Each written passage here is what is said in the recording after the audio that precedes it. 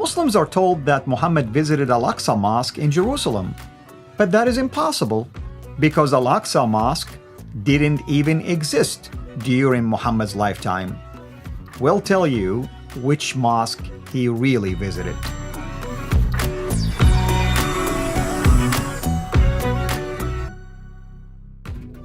Hello everyone, this is Al Fadi and I want to welcome you back to another one of those short and succinct videos that we are doing with our dear brother Rob Christian. And if you've really been exposed to the previous one we've done, you'll notice that those are very straightforward shows with specific points because we want to make sure they're short, straight to the point, helpful to you as a resource. And if you're a Muslim person, we want to welcome you.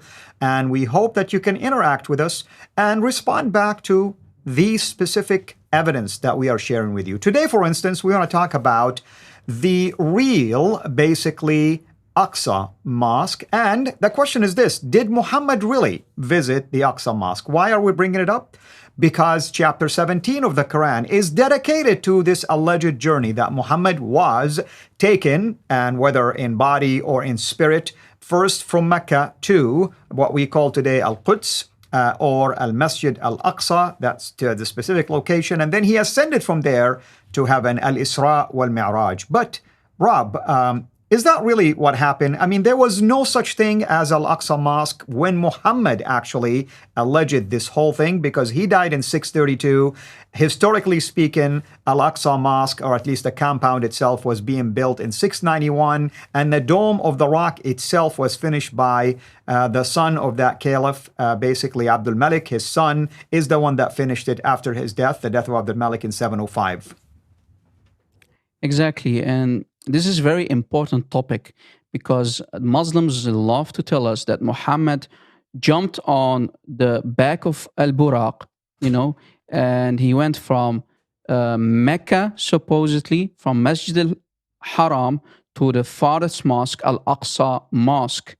And he did that on the back of Al-Buraq, as you see, as you already mentioned, brother, a hybrid kind of creature that looks like a human, but with the body, the shape of a mule or a donkey.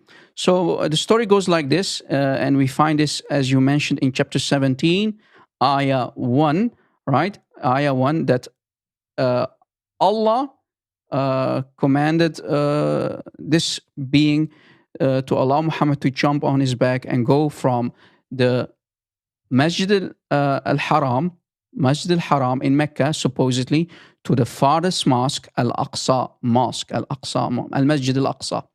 So let's see if the Muslims, as they always told us, that this happened from Mecca, supposedly, right, from Mecca to Jerusalem. But that's already a disaster, because in the time of Muhammad, there was no mosque in Jerusalem. But to actually understand where is the real Al-Aqsa Mosque, could there be a possibility that there was a mosque near Mecca that Muhammad used to go and visit and pray in the time of Muhammad in the 7th century? Because as you mentioned, Al-Aqsa Mosque in Jerusalem was built by Caliph Abdul Malik, and finally finished by his son after his death, by his son in 705. So if we can do some digging, we can find in the Islamic books that actually Masjid al-Aqsa in the time of Muhammad was very close to Mecca, and here is the proof. Here is a book called Akhbar Mecca, a very famous book in the Sunni world, Volume 5 by Muhammad bin Ishaq bin al-Abbas al-Fakihi. In this very book, we will see where actually the original Al-Aqsa Mosque was in the 7th century in the time of Muhammad. And we will prove to you that it's certainly not in Jerusalem, but actually very close area between Mecca and Medina. And here is the proof. On page 66, brother, and we scroll down, we find a Sahih hadith. Look, Isnadahu Sahih, Isnadahu Sahih. And the hadith number is 2886. 50, right? Please confirm, brother. Yes, 2850, and it is isnaduhu sahih, meaning, as you stated, it's a sahih, authentic narration. All right. If we go to that hadith here on top, we see the hadith number 2850. This is the hadith that we see on the screen. Maybe you want to read the hadith, brother, for us? Sure. I'm just going to start at the beginning. It says, حدثنا الزبير ibn Abi Bakr, meaning the one who narrated to us was his name is Al-Zubayr, the son of Abi Bakr. He says, عن Muhammad ibn Tariq, narrated from Muhammad ibn Tariq, that he said, اتفقت أنا ومجاهد, we agreed, myself and Mujahid, بالجعرانة, that's I think an area. فأخبرني أن المسجد الأقصى, he told me that the Aqsa Mosque, الذي من وراء الوادي, which is behind this valley, بالعدوة القصوى, it's also again another area basically related to the location, مصلى النبي, meaning the place where Muhammad prayed, بالجعرانة, again the name of that area. So right there, that's the underlined part. Do you want me to keep reading?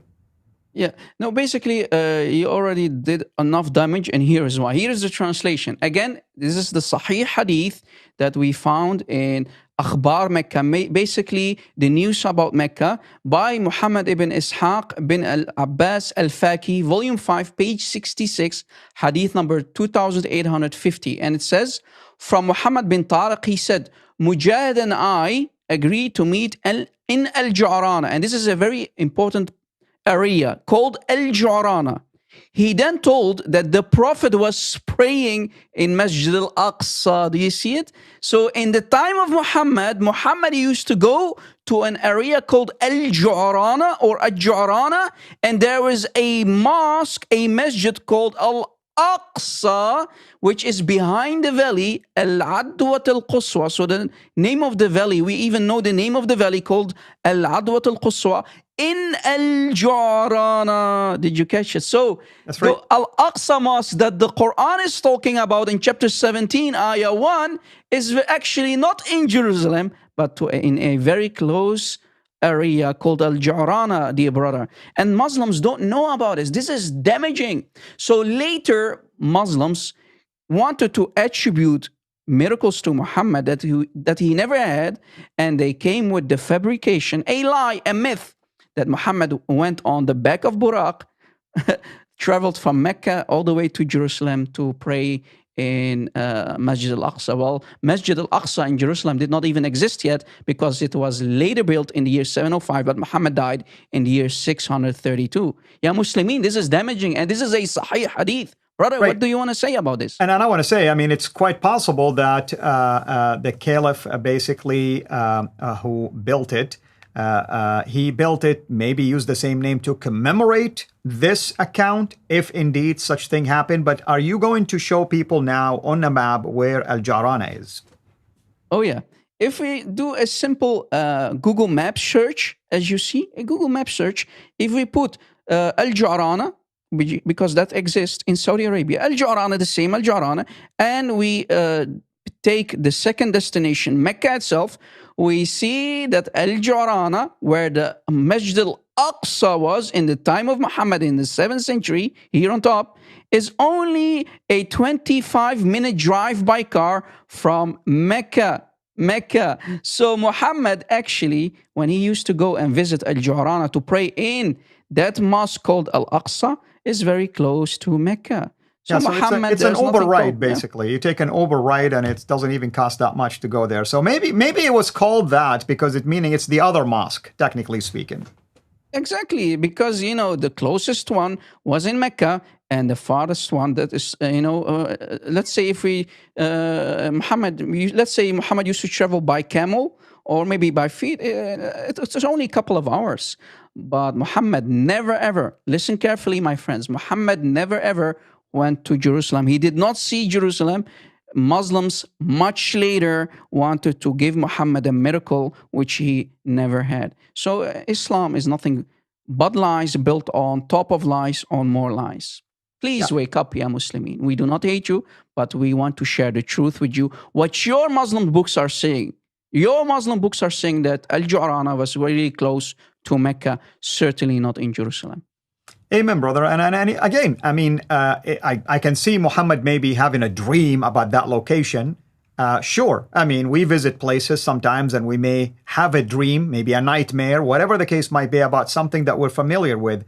But to take that and all of a sudden amplify it and make it sound like he was transported from Mecca all the way to Jerusalem, or the Jerusalem area, or the compound known Baytul Maqdis, where you have the mosque and we have the Dome of the Rock and all that kind of stuff. Well, historically speaking, it's very damaging, because Abdul Malik built this mosque in 691. The Dome of the Rock was basically complete and finished by his son in 705. Muhammad died in 632 AD. Do the math, and you tell me, folks.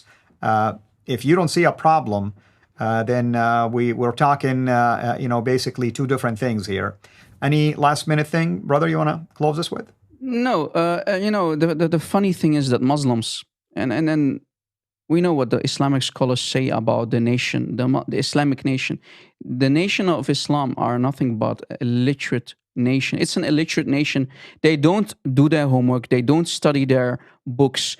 It's damaging. It's embarrassing that we Christians have to do their homework for them.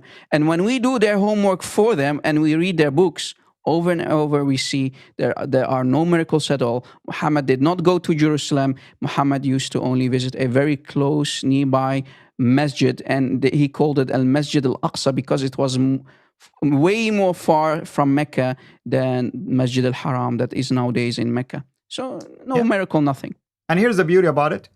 Even Google and Google Maps know where Al-Ja'rana is and Masjid Al-Aqsa is. So there you have it. It's right brother, here and you are from Saudi Arabia originally, so you know these places and you know how close Al-Ja'rana is to Mecca. So this is damaging. Absolutely. Well, brother, thank you so much as always. Thank you everyone for watching. And if you're a Muslim who have just watched this this particular show, come to Jesus, because Jesus is the only way, the truth, and the life. He will take you to the real heaven that Muhammad alleged that he's been to, whom he says that when he was there, allegedly he looked at his rewards, and he looked at the rewards for Abu Bakr, and we told Abu Bakr about his reward. Abu Bakr says, I don't know. I mean, la amanu makrullah, even if one of my feet were in paradise. I mean, that is telling right there. The closest companion to Muhammad didn't even believe that Allah is giving him that rewards, and you're telling me you want to follow a guy that supposedly went just a 25-minute walk or a drive, I should say, to a location, and all of a sudden we have a whole chapter. What a waste of pages, actually, to have a whole chapter with this claim that didn't even take place the way it was explained to us. Thank you, brother. Thank you, everyone, for watching. This is Al-Fadi over and out. God bless. Take care. Thank you for watching this video. Be sure to like and subscribe to our channel, Sira International, and click on the bell so that you receive notifications whenever we publish a new video or go live. I would also like to appeal to you to consider becoming a Patreon patron by clicking the link right below. By doing so, you can give towards the production of these videos. There are also other options for you where you can give to our channel. I thank you from the bottom of my heart.